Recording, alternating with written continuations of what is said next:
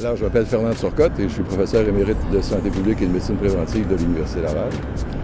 Et c'est une de mes activités de bénévolat de retraité, de faire des versions françaises d'ouvrages qui sont importants, à la fois pour la population générale et aussi les médecins.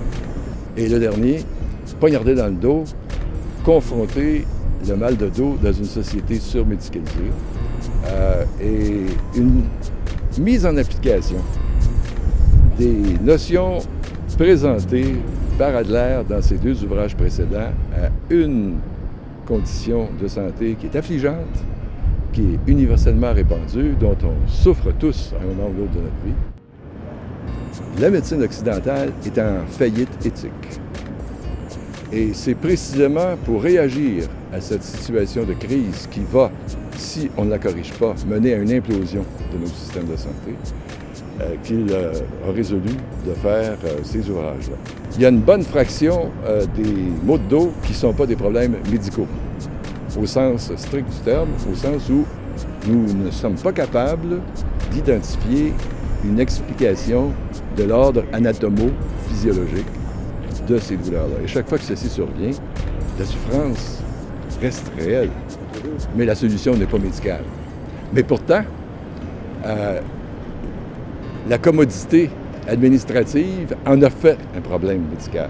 En circonstances, avec les meilleures intentions du monde, le phénomène de surmédicalisation de toutes les affections humaines peut avoir des conséquences tragiques.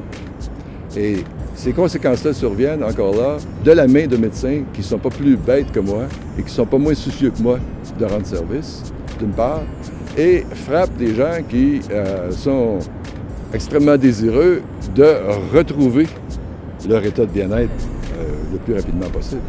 Okay? Mais dans le contexte, il fait l'étude de tous les paramètres critiques connus de cette affliction-là pour montrer que, bien souvent, malheureusement, la solution n'est pas médicale. Il faut probablement reconsidérer la sagesse d'avoir médicalisé la douleur lombaire. En comprenant que c'est une affliction universelle. Donc, 100% des humains sont non seulement à risque, mais vont finir par en souffrir. Et dans ce contexte-là, il faut être beaucoup moins rigide,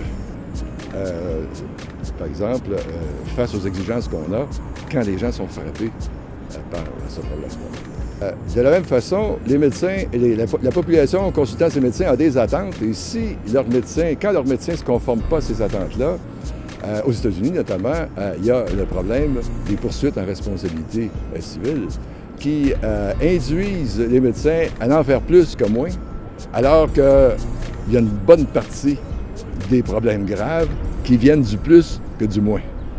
Mais en raison de la culture de nos institutions, les incitatifs vont toujours dans le même sens.